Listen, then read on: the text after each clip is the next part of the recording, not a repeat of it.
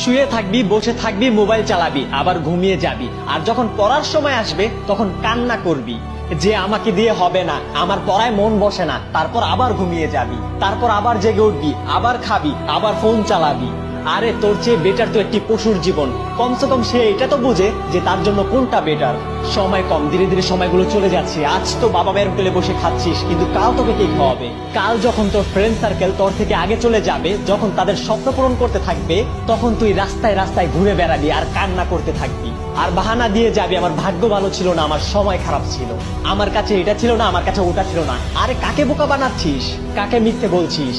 এই দুনিয়া মানুষের চিন্তা ভাবনাকে বোঝে না, মানুষের কষ্টকে অনুভব করে না। যদি তুই একটি ভালো লাইফ লিড করতে চাস, নিজের ভাগ্যকে বদলাতে চাস, তাহলে কিছু করে দেখাতে হবে। আমার পড়ায় মন বসে না, আমাকে দিয়ে হবে না। আরে বন্ধ কর তোর এই বাহানাবাজি। তোকে দিয়ে কেন হবে না? তুইও তো একটা মানুষ, কি কমতি আছে তোর ভিতরে? তোর কাছে এমন কি নেই